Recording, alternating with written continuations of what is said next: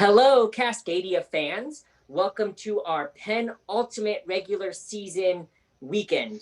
Next weekend, the 11th, is the last weekend of games. We have a jam-packed slate for you because we only have 1 week left. So we're going to get these games sorted out. We're going to give you some standings. We're going to give you a little bit of everything because lots of news has happened within this last week. We're going to start off in Portland because that was the most lopsided victory of the weekend or of the midweek games. And we don't think we're going to talk about it too long. But Portland thrashed LA. We talked about how bad the Galaxy was in our last show. We knew it was going to be a thrashing. Eddie, did you watch this game? I did watch this match, and God, it was bad from the start.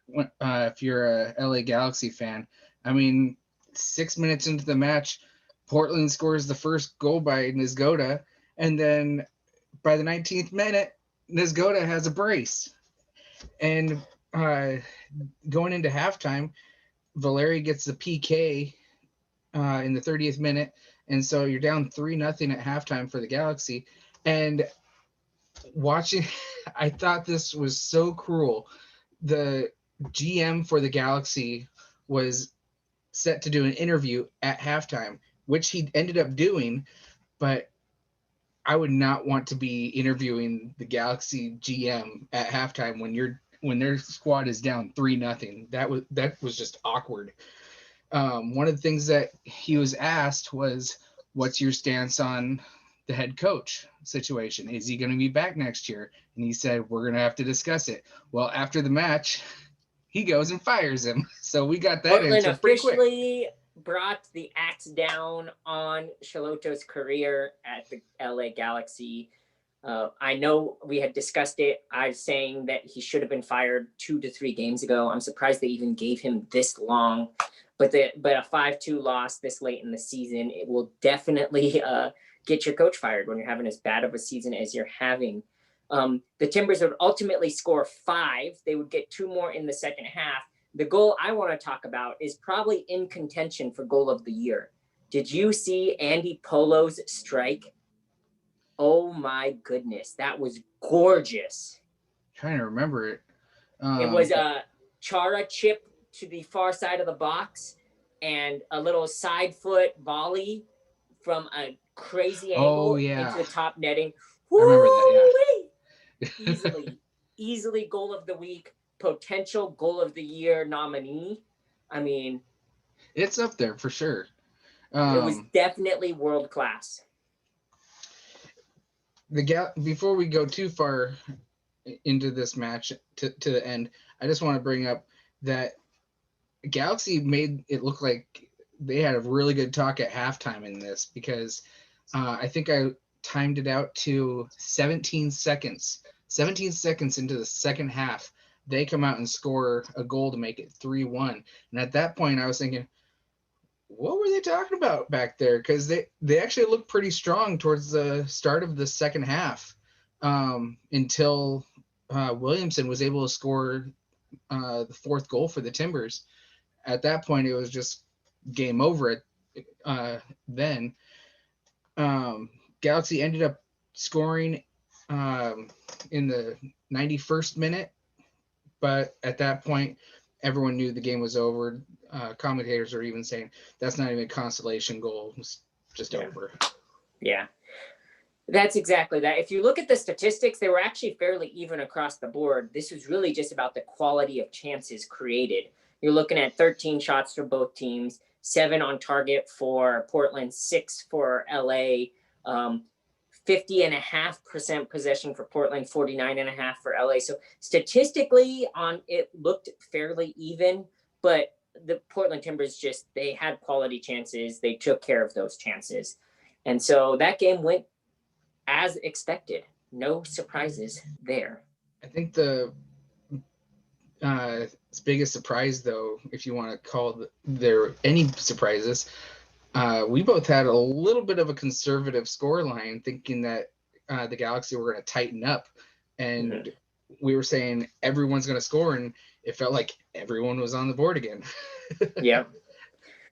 Yeah, that's exactly right. We were very conservative with our score. I thought the LA Galaxy were at least going to try to play some soccer this season, but apparently they're not even going to try. And, another thing I wanted to mention before we get off the subject of this match is Chicharito even came out saying that he was not going to be available for this match. And what does that say when your biggest star is saying, I'm not going to be available for a extremely crucial match for my club? It doesn't say good things about the club, but it also, I want to know the exact reason, because his wife just gave birth to a child. And so who knows if there's complications there or not, but if it's family related, it's totally justified. And I've always advocated for these athletes and their families. Families should always come before your team. But if it's not family related, if everything's going fine at home and then it's concerning. So I would need to do more research into why that case happened. Yeah, because it is a point for me, because with the way the rules are for MLS, I don't know if they're being loosened because of what we heard about with Seattle a few weeks ago going down to San Jose, but the teams are supposed to fly over to their away matches day of, leave day of. So they're not even spending much time. They're gone from home for 6 hours, 7 hours. I would say 10 hours total. So it's not even that big of a deal if you're gone for a little bit. But if it was complications, then that is understandable. But if it was anything else, then there's no reason to be missing a game when it's only I think it's about a 2.5 hour flight from LA to Portland. Mm-hmm.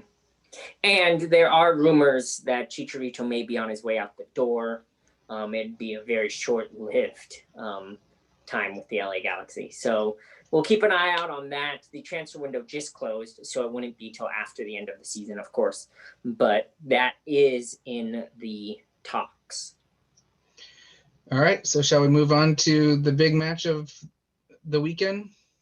Yeah, we had the Seattle versus Vancouver in Portland match, which I actually got a text from one of my friends who doesn't watch our show, because he said, "Are they playing in Portland?" ? And I was like, "Yeah, Vancouver's played all their home games in Portland. Have you not been watching our show?" And so maybe next time he'll watch our show so he will know the gist of what's happening. But it was fun to watch, wasn't it? It really was. The first half, really nothing to talk about in that first half. In fact, if you watch the highlights, 40 seconds into almost a 5-minute highlight reel, it's already for the second half. I think I saw like 2 clips and it went straight to the halftime. But good. That was good for Vancouver to keep it 0-0 going into half. It took the Sounders until the 54th minute when controversial offside or non-offside call, or no, offside call, because he was called offside and then it was reversed, was called on Ruidiaz when he scored the goal. Great goal on the run of play.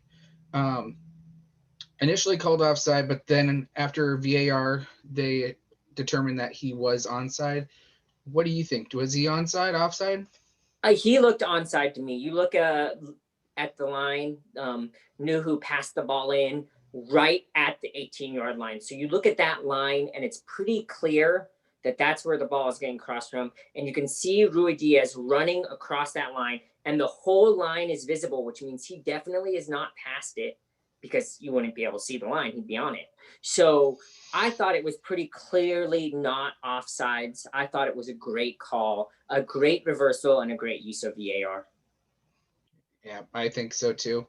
Another thing I want to mention is when we put our predictions in, we were going completely off of the prediction of the starting lineup that MLS was giving us.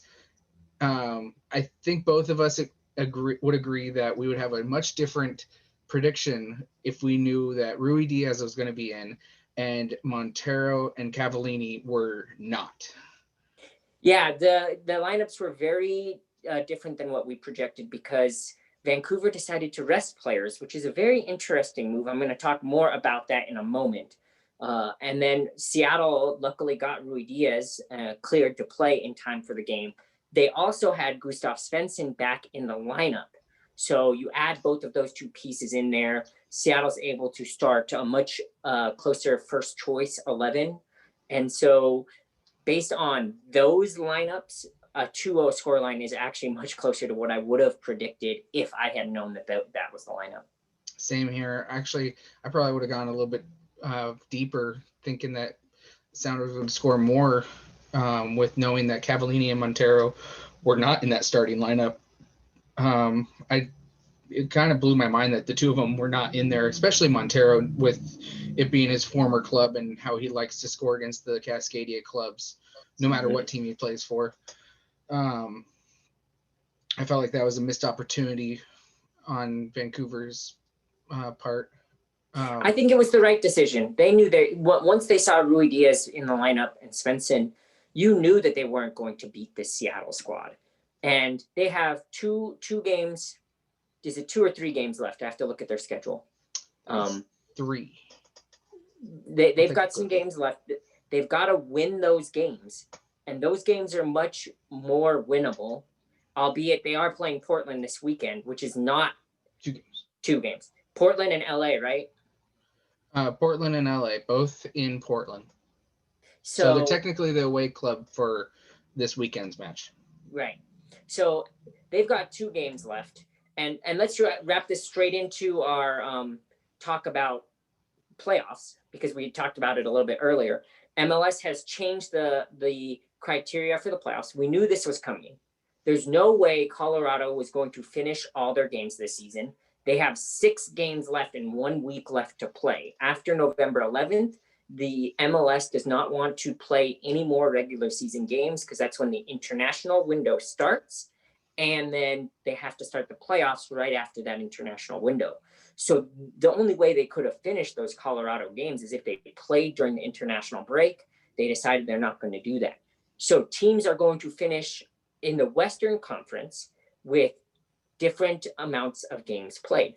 So they are determining playoff spots based off of points per game, not off of total points. That pushed the Whitecaps from the second to last playoff spot out of the playoff spot. So now they've got 2 games to work their way back into the playoffs. Do you think it was a smart decision to hold out players in this game to try to get points in their last 2? For that reason, yeah. It's so tough with determining who you play against Seattle or Portland. I feel like both clubs are equally as dangerous. I almost think that Portland right now is more dangerous than Seattle. I mean, yes, with Ruidiaz, Seattle becomes a much tougher team. So I think Vancouver was a little unlucky having to face Ruidiaz the day he comes back. But Portland's not going to be much easier. I think Portland has a lot more attacking options, and playing at home for Portland, it's going to be hard for Vancouver to come away with 3 points there. I think they're going to be lucky just get away with 1 point. Yeah, it was a bold move by Mark Dos Santos, and we'll have to see how it plays out.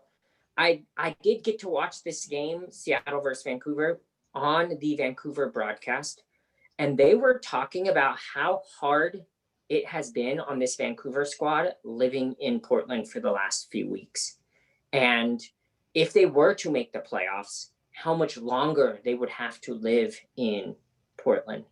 And Mark Dos Santos was saying he is beaten, he is torn, he's got 2 kids at home in Vancouver, and he was saying he can't play with his kids. He doesn't get to build, he doesn't get to, hang out with them, read them goodnight stories, and you could hear the announcers talk about this, and it makes you wonder if the playoffs are really even on Mark Dos Santos's mind. Of course, I'm going to say, of course they are. You're a professional, you want to win, you're a professional sport, but part of me thinks they wouldn't be torn up if they didn't make the playoffs and they got to go home during this crazy, crazy time. Well, I did watch some of the highlight videos. I mean, obviously he's going to pump up his club anytime that they're getting ready for a match. But in his little pump up speeches before one of their matches, he's talking about how everyone is counting him out. This is when they were, I think, in second to last place, and they started to win matches. And he said, we need to show them that we can do this. And so at that point, it seemed like he was pretty determined. That was a few weeks ago, though. So I don't know. Maybe he's turned the tide a little bit. But I feel like Vancouver's right now being a little hard done, because at this point, I mean, if Colorado was to get the points, then whatever. But with them missing 5 matches, just showing that they cannot control the COVID situation in Colorado, to me, it doesn't justify them making the playoffs. I don't feel like they should be a playoff team.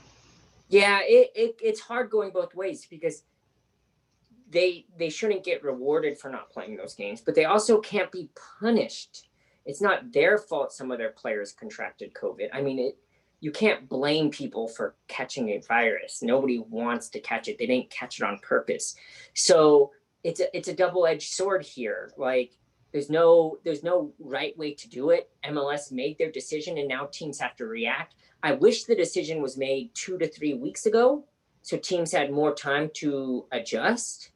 I hate the fact that this comes in the just before the last week of games, but it is what it is. It's a weird season. You have to take it in stride. That's what the coaches have been saying all year. Take it in stride. I don't think Vancouver is the only team that's hard done by this, because Seattle, they still have a shot at the Supporter Shield, but it'll be really interesting to see what ends up happening, because they will play one less game than the Philadelphia Union. If they finish 3 points less than the Union, exactly 1 win less, the Shield will go to the Union because of points per game. But Seattle playing at home against Colorado, that's the game they lost. That's almost a guaranteed 3 points for Seattle, right? So we have a long way to get there. Seattle has to win out, and the right things have to happen against Philadelphia before this actually becomes a controversy. But next week at this time, we could be talking about some controversy for the Supporter Shield. Yeah. There is good news when it comes for Seattle as well, because with the points per game, it did jump them up to first place in the West with a 1.84 over Sporting Kansas City's 1.80. Seattle with 35 points, Kansas City with 36. So for that aspect, it does work out. And currently, that might not be a supporter shield for Seattle, but when it comes to CONCACAF Champions League, that is normally, we don't. I'm a little unsure this year, but normally that is a CONCACAF Champions League spot, which is something that Seattle's always gunning for anyways. So yeah. Well, and this leads us straight into our next game. We're going to preview Colorado and Seattle here, which they're looking for 3 points. They're looking to stay on top of the West and keep pressure on Philly for the Supporter Shield. Colorado just played their first game in who knows how long recently. And we already talked about them a lot, how they're going to play 6 less games than everybody else. And they have a Seattle squad that's looking to win the West. I don't expect this game to be too crazy or anything out of the ordinary. I've got Seattle winning this one fairly easily. What about you, Eddie? I think it'll be a fairly easy match. Colorado has played 2 matches since coming back from their canceled games. They ended up losing 4-0 to Sporting Kansas City, and then they ended up losing 2-1 to Minnesota, both on the road. So this is their first game at home, but I don't think it's going to be much different, especially with Seattle having Rui Diaz back in the lineup. I see Seattle winning this one pretty easily. I'm saying, oh, God, I think it's going to be 4-0. I'm not sure about 4-0. You have to remember they are playing in Colorado. This time of year, the weather is colder. I know I was watching the Denver Broncos Kansas City Chiefs football game, and they had snow. So the weather's not going to be ideal for soccer conditions. So 4-0 is a little steep. I've got Seattle winning this one 2-1. When it comes to Colorado, you don't know what you're going to get. The team has played 2 games in the last month and a half. They've got Cole Bassett is their leading goal scorer. Jonathan Lewis, he's a midfielder who plays really well. And one of their other high goal scorers, Kai Kamara, no longer plays for the team because he got traded to Minnesota. So a very interesting squad that we don't know too much about. Seattle should handle this. They should take care of business 2-1, which is exactly what Vancouver wants. Vancouver needs Colorado to lose if they want to make the playoffs. You bringing up the weather is actually exactly why I think it's going to be a high scoring match. I think it's going to be tough for goalkeepers, especially one that's on the defense quite often. I think Seattle's defense will hold up pretty well.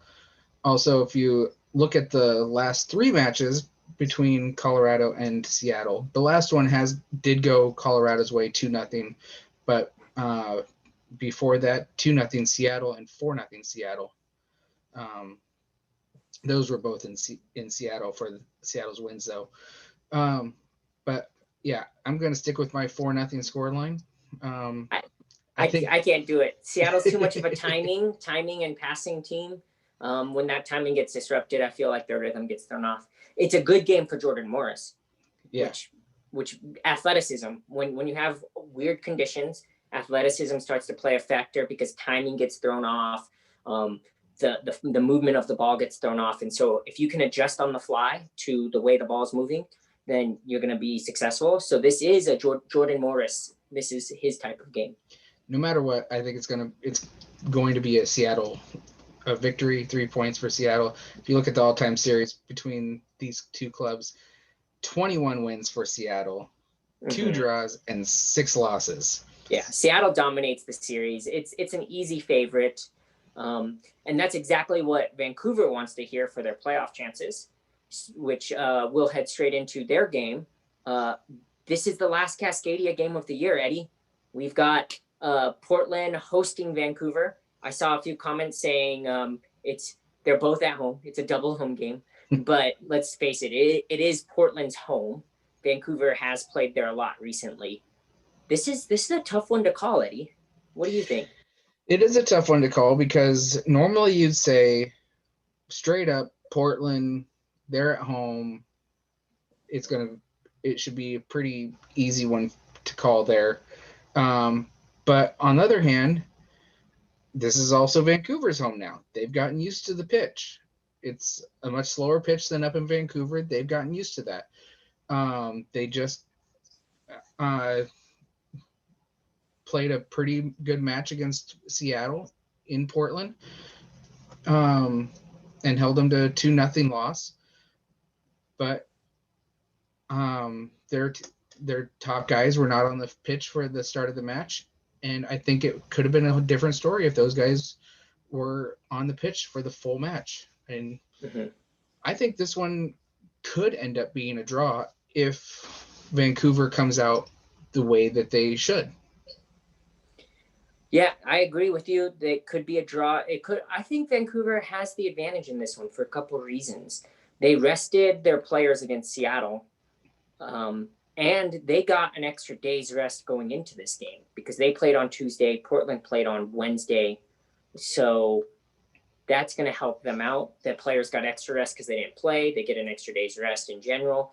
And Vancouver obviously isn't traveling. Neither team are traveling for this game. So that helps both teams. This is setting up for Vancouver to try to get that draw. Freddie Montero likes to score against Portland, likes to score in Cascadia matchups. So I've got him scoring one. I've got Cavallini putting his stamp on this. It was 1-0 the last time they played, but I think this one's going to end 2-2 and end up being a draw. What about you, Eddie? I think it's going to be a close, low-scoring match. I think it's going to be 1-1.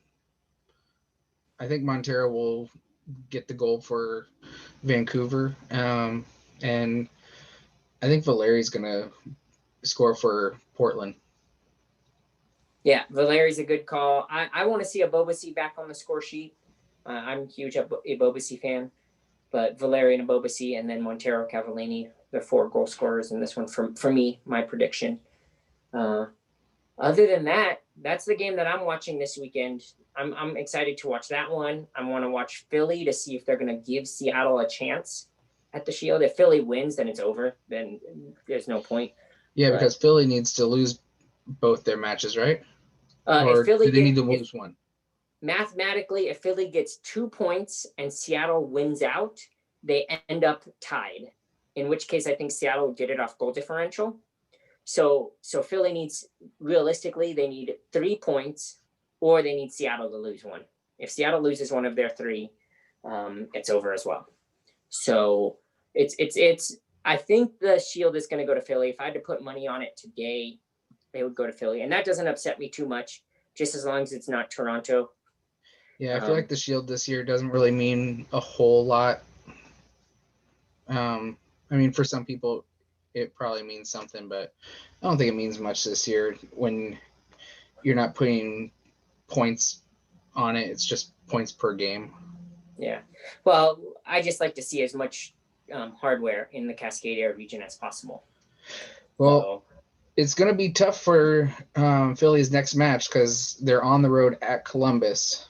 Then they got a home match versus New England. That New England match is probably their best bet at getting some sort of points, as New England is currently holding the 8th spot in the East. Yeah, New England hasn't had a great season. Out of a 10-team playoff in the East. Yeah, we'll be monitoring that situation. I know that those are the 2 things I'm keeping my eye out for is, can Vancouver make the playoffs, and Seattle's Shield chances, supporter Shield chances. So those are my two big monitoring points. You guys let me know what you guys are watching this weekend. Did we mention what channels the games are going to be on this weekend? No, I don't think we mentioned channels or game times. So let's go over that. I've got Seattle playing Sunday, November 1st at 7 p.m. MLS Plus, Joe TV, Amazon Prime if you're in the Seattle region. Eddie, do you have the Vancouver game? Let's see. I've got it here if you don't. It's going to be also local. Yeah, you go for it. I'm having to find it. Yeah, I got Sunday, November 1st at 8 p.m. So an hour. No, that's 7. It's a 6 p.m. game for Seattle, Colorado. Oh, you have to remember I'm in Arizona now. I've got to make sure I get my times right, because as of Sunday, you guys dropped back an hour and we're not on the same time zone. Okay.